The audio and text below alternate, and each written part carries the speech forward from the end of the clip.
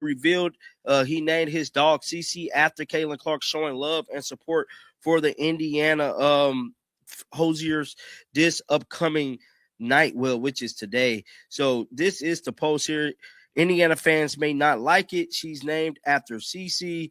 Now, Caitlin Clark, we all know, went to Iowa, and Iowa been killing it right now in women's basketball, but she's starting to show love, man. Indiana is really starting to grow on her. She said, hope he scores 3 touchdowns Monday night. Big Indiana fan. Caitlin Clark has recently discussed the Fever's defensive strategy and her personal approach to preventing opposing scores going forward. The Indiana Fever functions predominantly as an organization, emphasizing stopping opponents from putting points on the board. Stephanie White concentrated intensively on preventing scores during the prior year, contingent upon whether the scheduled campaign actually occurs. Regrettably, collective bargaining discussions have remained completely frozen without meaningful advancement. Caitlin Clark has maintained active participation across internet platforms recently, creating buzz following commentary about multiple ongoing occurrences.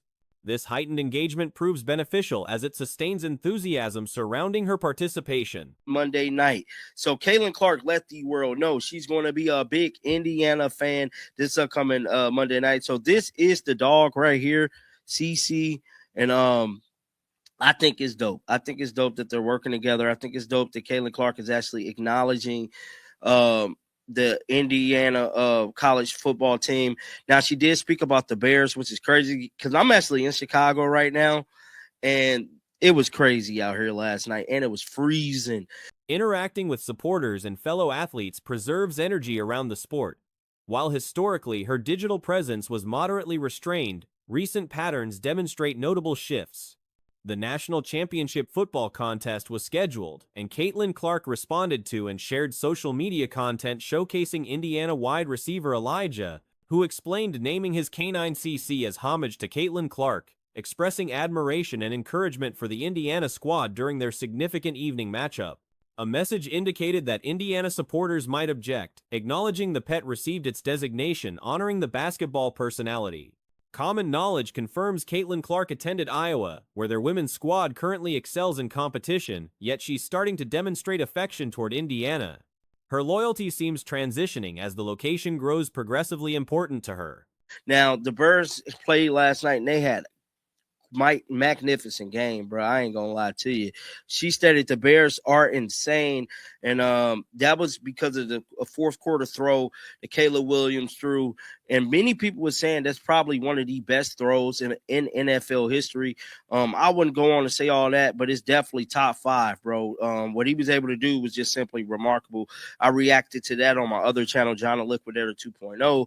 But now we got to get into the. She conveyed wishes that the player accomplishes 3 scoring drives during the evening battle, proclaiming herself a devoted Indiana supporter. Caitlin Clark announced to everyone she intended to root passionately for Indiana during the approaching Monday night contest. The canine-designated CC appears in imagery, and the cooperative atmosphere seems encouraging. Acknowledgement of the Indiana Collegiate Football Squad by Caitlin Clark illustrates broadening associations. She additionally referenced the Bears, creating noteworthy timing given current conditions in Chicago. The Bears battled the preceding evening and produced an exceptional showing. The gust of this video, and it is Caitlin Clark joking about defensive focus for the Fever coach. So basically, it looked like Caitlin Clark could be calling out Stephanie White. Man, Caitlin Clark has joked about one of her Indiana Fever coaches' emphasis on defense, bruh. It's stated it's hard to poke holes in Indiana Fever star Caitlin Clark game. Despite being just 23 years old, she is one of the most talented offensive. Her declaration characterized the Bears as phenomenal, citing a fourth-quarter pass from Caleb Williams that numerous individuals deemed among the greatest passes in professional football annals. Although potentially not warranting such extreme accolades, the execution definitely ranks among superior instances. What Williams achieved was genuinely remarkable. Primary attention transitions to Caitlin Clark, offering lighthearted observations about defensive emphasis highlighted by Fever coaching personnel. Fundamentally, Caitlin Clark might be good-naturedly questioning Stephanie White. Caitlin Clark has made amusing comments concerning one Indiana Fever coach's focus on defensive obligations. Weapons in all of basketball, men's or women. I repeat, that is men's or women's, when she's healthy and able to compete. Now, we do know Caitlin Clark went down in July, and we have not seen Caitlin Clark on a basketball court since July, bro. I just got to be honest. Now, a lot of people have definitely been feeling a type of way about that, dealing with these negotiations, dealing with us possibly seeing Caitlin Clark. Will we see her? A lot of Identifying flaws in Indiana Fever star Caitlin Clark's capabilities remains difficult. Despite only 23 years of age, she stands among the most gifted offensive assets throughout basketball competition, irrespective of gender classification. This pertains equally to both men's and women's leagues when she sustains fitness and can compete. Caitlin Clark experienced injury in July, and basketball facilities haven't witnessed her participating since that summer period. Numerous supporters have voiced dissatisfaction concerning present conditions, especially regarding negotiations and ambiguity about potentially observing Caitlin Clark compete. Multiple fans have committed considerable emotional resources toward this young competitor. fans have invested their life into this young lady. Even me, you know what I'm saying, just reporting on her every day.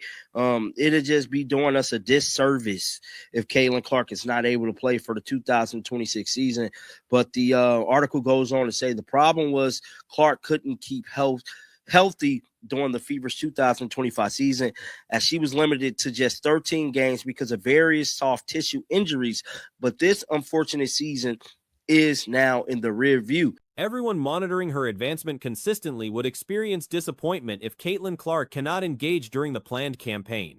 The piece proceeds explaining that Clark's obstacle involved sustaining physical wellness across the Fever's season, as she competed in only 13 contests due to various soft tissue difficulties. Nevertheless, this unsatisfying interval now resides behind, as number 22 has regained total fitness preceding her third professional campaign.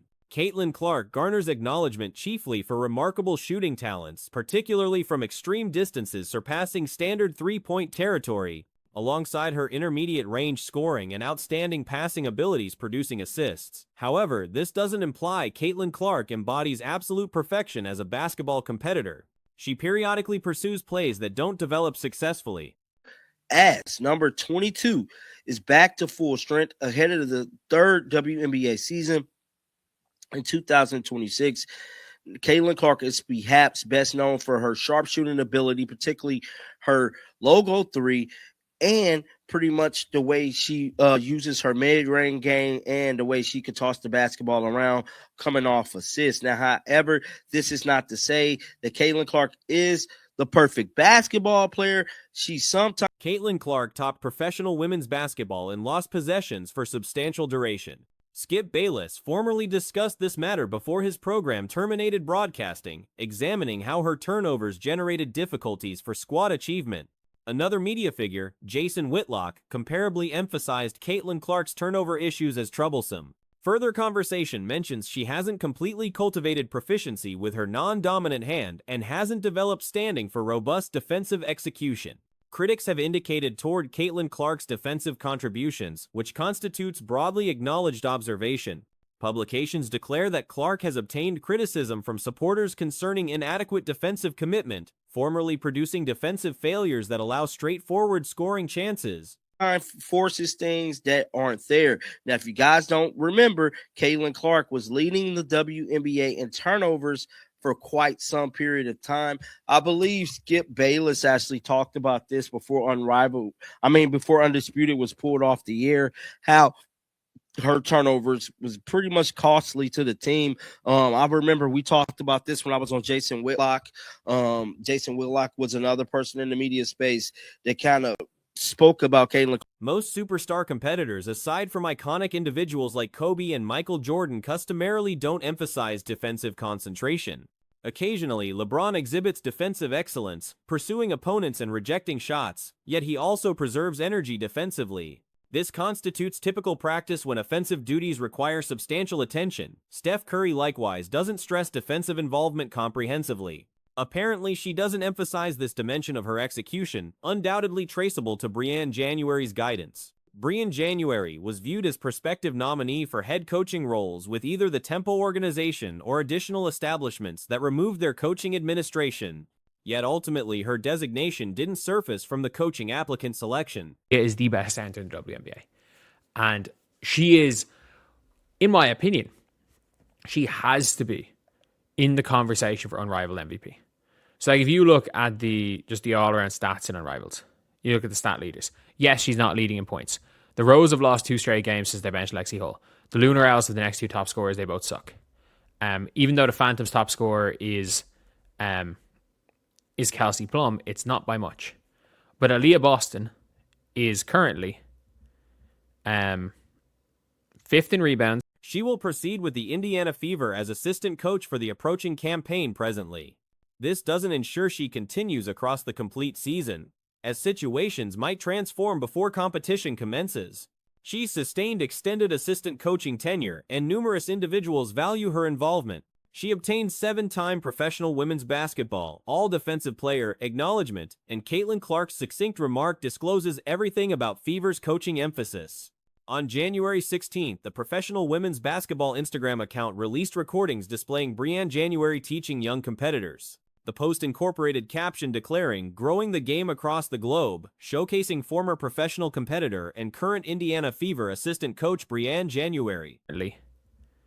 5th in rebounds, leading Unrivaled in blocks, and I think she was 3rd in steal, or she was 4th in. Lexi Hull got a couple today, but she was tied 3rd in steals up to today, and nowhere near top in minutes. Like, she has had 22, 23 in the last 2 games. She had 4 blocks today. So those stats I don't think have added up yet. So she'll be outright leading Unrivaled in blocks. Again, one of the tops in. Caitlin Clark evidently remarked concerning this photograph.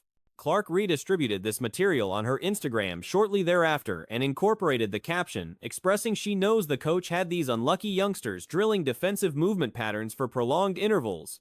Caitlin Clark unmistakably responded to this material, distributing this specific post, which exhibits constructive participation discussing defense and preparation for the Indiana Fever advancing into the forthcoming campaign.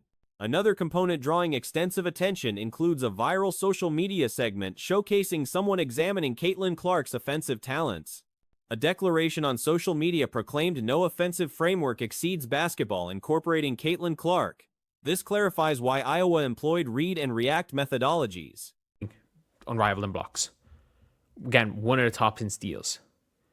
What Aaliyah Boston has done is turned herself into just one of the best players in the world over the last 2 years.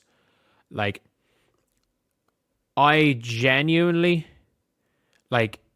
don't think, when it comes down to it, I didn't think that Aaliyah was going to be able to do this. I didn't think, when it comes down to it, Aaliyah Boston. Furthermore, most half-court offensive designs should commence with screen and roll movements as fundamental actions with numerous secondary alternatives accessible. Examination scrutinizes particular gameplay recordings thoroughly. Commentary characterizes how she postpones progressing until arriving at the 3-point territory. She transports the ball up floor, pausing for that secondary defender to arrive at the 3-point territory. Because at that instant, if she penetrates around the perimeter instantly, those 2 teammates will unintentionally generate screens against one another. This exhibits remarkable basketball comprehension. When it comes down to it, Aaliyah Boston was going to be this, elite, top of the range level player. That's not saying I thought Aaliyah Boston wasn't going to be an all-star. But in 2024, pre-Olympic break, I was like, okay, Aaliyah looks really good. And Aaliyah and Caitlin started to figure it out with each other. They started to figure it out a little bit. But I'm like, I just don't know long-term if the,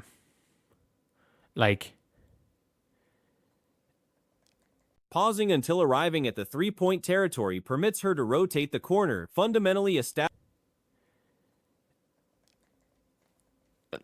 If the combo was going to work because of the speed that Caitlin Clark needed Aaliyah Boston to be, for her to be that elite running mate with her. Aaliyah is outrunning centers. Aaliyah is locking up Kelsey Mitchell right now. Aaliyah has Kelsey Mitchell in hell. She's trying to guard her as a perimeter defender. She has her in hell right here. She is able to move and keep up with her. There was a lot of possessions where Aaliyah got switched on to Kelsey Mitchell. Notice the angle that Caitlin Clark produces on this pass. Aaliyah Boston gains half a step benefit rolling off the screen and roll movement. Observe how Caitlin Clark establishes her own angle during this instant. She must transport this ball away from that defender while flawlessly directing Aaliyah Boston toward the basket. Aaliyah Boston possesses roughly a quarter step benefit. Sessions where Aaliyah got switched on to Kelsey Mitchell and Kelsey Mitchell couldn't burn her. This is Kelsey Mitchell we're talking about. Kelsey Mitchell was completely unable to burn Aaliyah Boston. And for me, that is one of these things where I'm like, oh my God. Like, if this is what Aaliyah is doing now, like, what is Aaliyah going to do in a year, in 2 years' time? Like, she turned 24 years old a few weeks ago. She is years away from her prime. She is years away from her prime. She's not even close to her prime.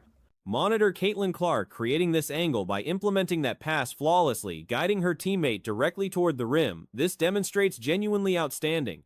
Transition basketball incorporating her showcases the supreme basketball intelligence throughout professional women's or men's basketball. Notice how she practices patience and coordination across these sequences.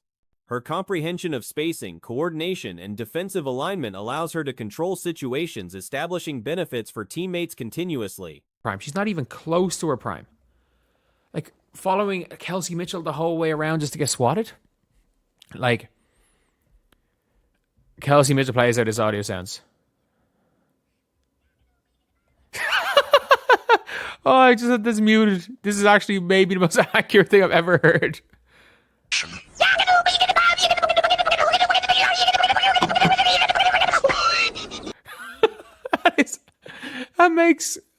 That is maybe one of the most accurate clips I've ever seen. The recent Hive vs. Phantom matchup showcased Aaliyah Boston's continued evolution into an elite talent.